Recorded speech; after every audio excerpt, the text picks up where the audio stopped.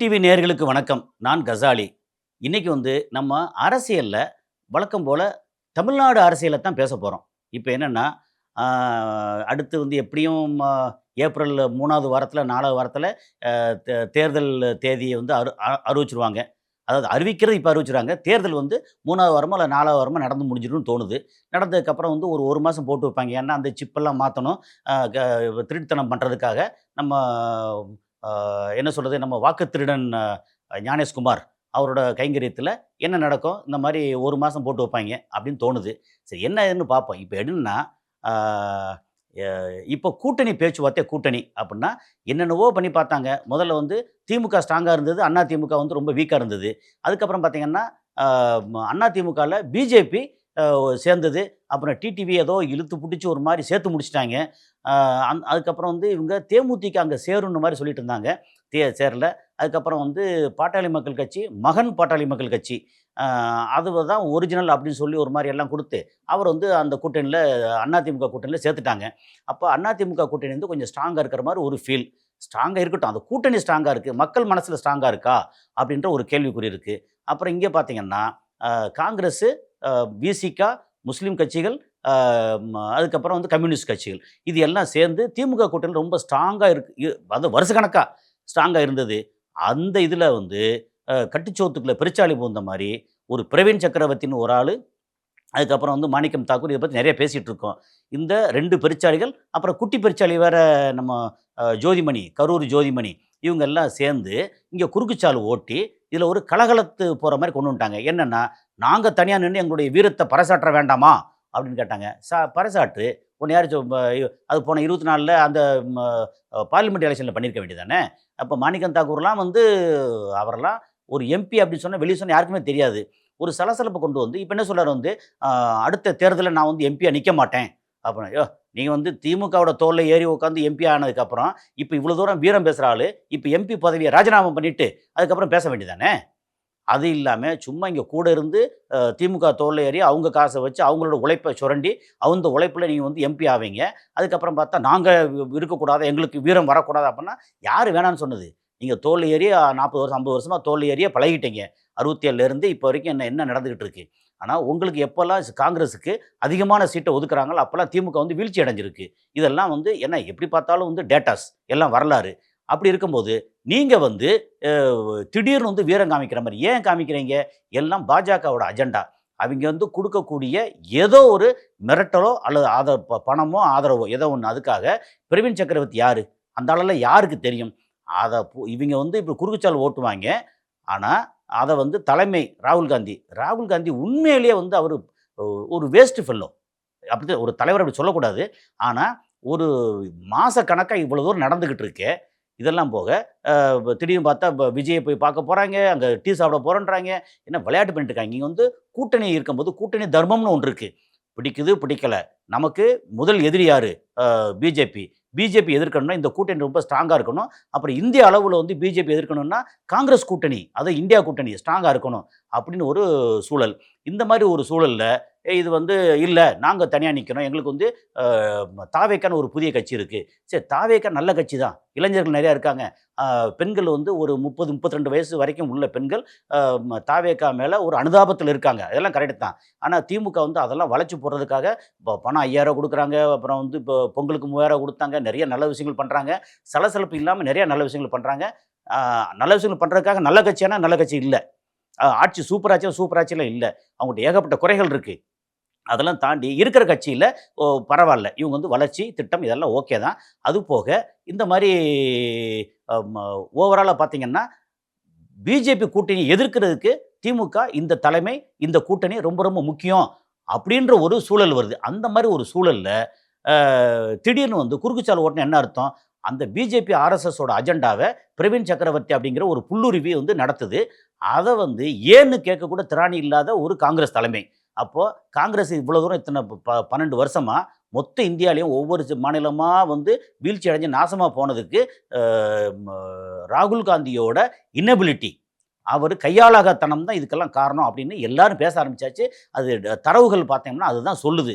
அவர் தலைமைய தூக்கி எறிஞ்சுட்டு எங்கேயாவது ஒண்ணு அமைதியா சாதாரணமா இருந்துறணும். வேற யாராவது ஒரு ஏபிள் ஹேண்ட் வந்து தலைமை இருக்கணும், அல்லது காங்கிரஸுக்கு தலைவராக அவரே இருக்கட்டும், பிரச்சனை இல்லை. ஆனால் இந்தியா கூட்டணிக்கு தலைவராக நேற்று என்ன சொல்லிட்டாங்க, இங்கேருந்து மும்பையில் வரக்கூடிய அந்த உத்தவ் தாக்கரேவோட சிவசேனா கட்சி தலையங்கத்திலே போட்டிருக்காங்க.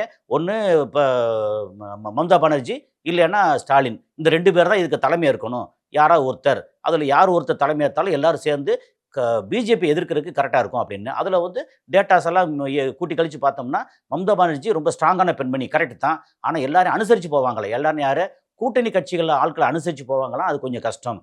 ஆனால் ஸ்டாலின் வந்து அவங்க அளவுக்கு வேகமாக இருப்பார்னா வேகமாக இருக்க மாட்டார்.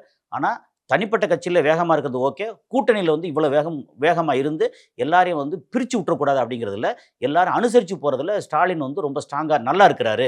அப்போ ஸ்டாலின் வந்து இந்தியா கூட்டணிக்கு தலைவராக வர்றதுக்கு வாய்ப்பு இப்போதைக்கு ஏன்னா ஒருத்தர் பற்ற வச்சிட்டாரு, வாய்ப்பு அதிகமாக இருக்குது அப்படின்னு சொல்கிறாங்க. ஸோ இந்த மாதிரி ஒரு சூழலில் காங்கிரஸ் வந்து எங்களுக்கு வந்து 42 சீட்டு வேணும், 43 சீட்டு வேணும். எதுக்கே 43 சீட்டு? அப்போ தான் நாங்கள் வந்து எல்லாம் ஜெயிச்சு வந்து அப்புறம் தனியாக வந்து மேல் சபைக்கு நாங்கள் வரணும். என்னங்கடா பேசுகிறீங்க? நீங்கள் முதல்ல வந்து என்ன சொன்ன வைக்கணும், இது வந்து ஜெயிக்கணும். அதுக்கப்புறம் தான் நீங்கள் மேல் சபை பற்றி பேச முடியும், ராஜ்யசபா பேச முடியும். ஆனால் யாரோ சொன்னாங்கிற இப்படி பண்ணுறாங்கல்ல, அப்போ காங்கிரஸ் வந்து நாசமாக போகிறதுக்கு வந்து இந்த மாதிரி ஒரு ஆட்டிடியூடு தான் காரணம் அப்படின்னு இருக்கா. இப்போ என்னாச்சு, தேமுதிக வந்து இங்கே தாவேக்காவுக்கு போப்பதா இல்லை ஏடிஎம்கே கூட்டணியில் வந்து கிட்டத்தட்ட சேர்ந்துருச்சு அப்படின்ற அளவுக்கு வந்து எல்லாம் பேரங்கன்னு பேசிட்டு இருந்தாங்க. இன்றைக்கி காலையில் இப்போ சுட சுட வந்த செய்தி என்ன, பிரேமலதா விஜயகாந்த் இவரை சந்தித்து ஸ்டாலினை சந்தித்து கூட்டணி பேச்சுவார்த்தையை முடிஞ்சு ஓகே ஆயிடுச்சு. அப்போ ஓகே ஆயிடுச்சுன்னா என்ன நடக்கும்? காங்கிரஸ் வந்து நீ வந்தா வா, வராட்டா போ அப்படின்னு முடிவாயிருச்சு. இப்போ காங்கிரஸ் இல்லை ஐயோ நம்மளை வந்து விட்டு போயிடுவாங்களோ அப்படின்னு சொல்லிட்டு ரொம்ப ஒரு வீரம் காமிச்சிட்டு இருக்கும்போது திடீர்னு பஸ்ஸு கிளம்பி வச்சுன்னா ஐயோ பஸ் விட்டு போயிடுச்சு அப்படின்னு பின்னாடி தொத்திட்டு வர்றாங்கன்னா, வந்தாவா உனக்கு என்ன போன முறை 2021 25 சீட்டு கொடுத்தோமா, இப்போ நாம் என்ன செய்ய போகிறோம், உங்களுக்கு வந்து 18 சீட்டு தரோம், 17 சீட்டு தரோம். ஐயோ 7 சீட்டு குறைச்சிங்களே, 8 சீட்டு குறைச்சிங்கன்னா அப்படி தான் குறையத்தான் செய்வேன், வேணா வா அப்படின்னு வந்ததுக்கு அப்புறமும் என்ன நடக்கும்னா, கீழ்மட்டத்தில் நான் வந்து நிறைய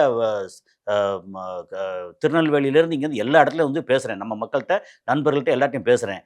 யாருக்குமே காங்கிரஸை பிடிக்கல, திமுக காரவங்களுக்கு யாருக்குமே காங்கிரஸை பிடிக்கல. அந்தளவுக்கு அடிமட்டத்தில் காங்கிரஸ் மேலே வெறுப்பில் இருக்காங்க. என்ன இப்படி பண்ணுறாங்க, நாங்கள் கஷ்டப்பட்டு உழைச்சி எல்லாம் பண்ணுவோம். ரொம்ப முக்கியமாக வந்து மாணிக்கம் தாக்கூர் விருதுநகரில் கேகேஎஸ்ஆரும் தங்கம் தென்னரசும் 2 பேரும் வந்து களத்தில் இறங்கி தோத்துறக்கூடாதுப்பா, அதுவும் கேப்டன் விஜயகாந்த் மகன் அவர் வந்து ஜெயிச்சிட்டாரு அப்படின்னா நம்ம தளபதி நம்ம முதலமைச்சர் ஸ்டாலின் முகத்தில் முழிக்க முடியாது அப்படின்னு இறங்கி அவ்வளோ வேலை பார்த்து செலவு பண்ணி தூங்காமல் சாப்பிடாம அப்படி வேலை செஞ்சாங்க. அவங்க வேலை செஞ்சு மாணிக்கம் தாக்கூரை தூக்கி பல்லக்கில் உட்கார வச்சாங்க.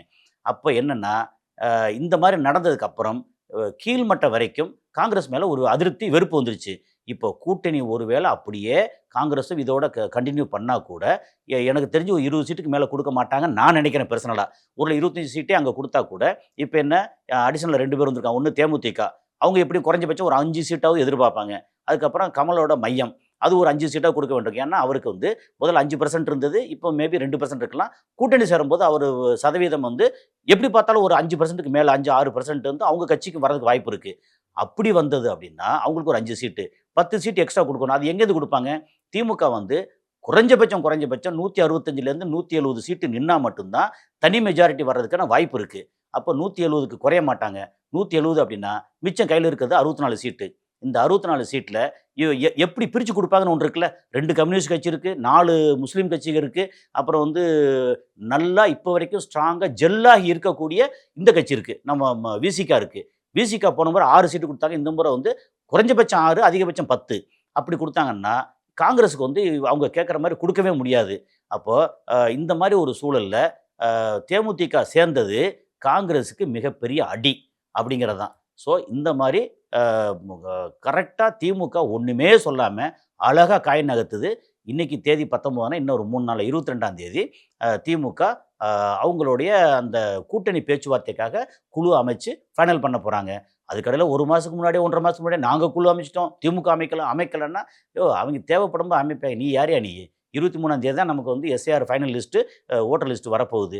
22ஆம் தேதி வந்து அவங்க குழு அமைச்சு இதை பேச்சுவார்த்தை முடிக்க போகிறாங்க. முடிச்சதுக்கப்புறம் நீ வா, நீ வந்து அதுக்குள்ளே வந்து இவ்வளோ குறுக்குச்சாலை ஓட்டி அது வந்து ஏன்னு கேட்காம. இதில் ரொம்ப முக்கியமான ஒரு விஷயம் வந்து காங்கிரஸ் தலைமை ராகுல் காந்தி தவறான மனிதர் அப்படிங்கிறதுக்கு என்ன அப்படின்னா, கரூரில் 41 பேர் மரணம். அப்போது கூட்டணி இருக்கிறது இங்கே காங்கிரஸ் கூட்டணியில் ஸ்ட்ராங்காக இருக்குது யாருன்னா திமுக. ஏன்னா அவங்க வந்து கீழே விழுந்து கிடக்கும்போது திமுக தான் அவங்கள தூக்கி உட்கார வச்சது. போன முறை 2021ல் 2024ல் பார்லிமெண்ட் எலெக்ஷனில் அவங்க காங்கிரஸோட அக்கௌண்ட்டை பூரா ஃப்ரீஸ் பண்ணி வச்சாங்க. அப்போது திமுக தான் வந்து எல்லா பண உதவியும் செஞ்சு எல்லாம் செஞ்சும் கேள்விப்பட்டேன். இவ்வளோ தூரம் பண்ணவங்களுக்கு வந்து முதுகில் குத்துன மாதிரி அன்னைக்கு வந்து 41 மரணம் இழந்த உடனே நேராக வந்து அவர் ராகுல் காந்தி விஜய்க்கு ஃபோன் பண்ணி ஆறுதல் படுத்துறாராம். யோ யார் நீங்களாம் யார்யா நீங்கள்லாம்? விஜய் யார்? அவர் வந்து மரணத்துக்கு காரணமான ஆள், முக்கியமான ஆள். அவர்கிட்ட போய் ஆறுதல் படுத்துவீங்களா? அவங்க என்ன சொல்கிறாங்க, திமுக தான் காரணம், செந்தில் பாலாஜி காரணம், அன்பில் மகேஷ் வந்து சும்மா அழுது நடிக்கிறாரு, உடனே முதலமைச்சர் எப்படி இங்கே போனார், துணை முதல்வர் துபாயிலேருந்து எப்படி வந்தார் அப்படின்னு தாட் போட்டு அவரை தவறாக பேசுகிறாங்க. ஆனால் நீங்கள் வந்து அந்த எதிரிக்கு கூட வந்து பேசுவீங்களாம். அப்போ நீங்கள் என்ன மாதிரி ஆள் நீங்கள்? அப்போ இங்கே கூட்டத்திலே கூட்டணின்னு சொல்லி பேரில் இருப்பீங்க, இங்கே எல்லா விஷயத்துலையும் வந்து நீங்கள் கூடவே இருந்துட்டு முதுகில் குத்துவீங்களா? அப்போது உங்கள் காங்கிரஸோட தலைமை தவறான தலைமை. அங்கே இங்கே இருக்கிற ஆட்கள் வந்து குறுக்குச்சாலை ஓட்டுறாங்க. அப்படிங்கிற சூழலில் காங்கிரஸ் வந்து waste luggage, extra luggage, waste luggage, வெட்டி சுமை தான். அந்த சுமை இருக்கும்போது ஒழுங்காக கரெக்டாக அந்த இடத்துல அந்த அவங்களுக்கான இடத்த மட்டும் அப்படி கொடுத்து நிற்க வச்சிட்டோம்னா திமுகவுக்கு உண்மையிலேயே வெற்றி உறுதி. ஏன்னா இப்போ வந்து டஃப்பாக தான் இருக்கும் நிறைய இடங்கள். ஏன்னா நான் வந்து ஒவ்வொரு தொகுதியும் வந்து அங்கங்கே பேசும்போது தெரியுது, எல்லா இடங்களும் டஃப்பாக இருக்கும். காரணம், ஓட்டு போடுற மக்கள் வந்து திமுகவுக்கு ஓட்டு போட்டாலுமே அந்த ஓட்டு திமுகவுக்கு தான் போய் சேருதாங்கிறத எப்படி நம்ம என்ஷூர் பண்ண முடியும்? ஏன்னா இந்திய அளவில் வந்து வாக்கு திருடன் ஒருத்தர் இருக்கான், யார்? ஞானேஷ்குமார். அந்த ஞானேஷ்குமார் என்ன செய்வான், மொத்தத்துக்கு வந்து இப்போ இன்றைக்கி உதாரணத்துக்கு ஏப்ரல் 24 எலெக்ஷன் நடக்குதுன்னு வச்சுங்களேன். எலெக்ஷன் முடிஞ்சவொன்னே அந்த பெட்டியை வச்சுட்டு ஏப்ரல் 26 எண்ண வேண்டியதானே. ஆனால் ஏப்ரல் 24 முடிஞ்சால் May first week second week அப்படின்னு தள்ளி போட்டு ஒரு 15-20 நாள் வந்து டைம் கொடுத்து அதை பத்திரமா பாதுகாப்பாங்களாம். ஸோ என்னென்னா அங்கேருந்து வந்து எல்லாத்தையும் சீல் வைக்கிற மாதிரி வச்சுருப்பாங்க. ஆனால் கடைசியில் அங்கங்கே போய் அந்த சிப்பெல்லாம் மாற்றுறதுக்கு எல்லா வேலையும் பார்த்து எங்கெல்லாம் முடியுமோ அங்கெல்லாம் திமுகவை குறைச்சி எல்லாம் பண்ணுறதுக்கான வாய்ப்பு.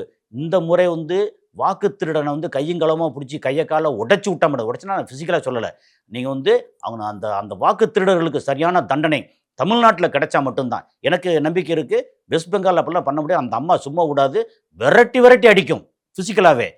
அதே மாதிரி வந்து திமுக இங்கே இந்த முறை செஞ்சுது அப்படின்னா சூப்பர். அப்போது இந்த வாக்கு திருடன் வந்து இப்போ கை வைக்க முடியாது அப்படின்னு ஒரு சூழல் வரும். காங்கிரஸ் வந்து குறுக்குச்சால் ஓட்டினாலும் அது தான் தலையிலே மண்ணை வாரி போட்டுச்சு அப்படிங்கிறது தான் அர்த்தம். ஸோ அடுத்து இந்த தேமுதிக சேர்ந்தது காங்கிரஸுக்கும் மிகப்பெரிய அடி அப்படின்னு சொல்லலாம். அடுத்து என்ன நடக்குது அப்படிங்கிறத அப்டேட் பண்ணுவோம். அடுத்த ஒரு காணொலியில் சந்திப்போம். நன்றி.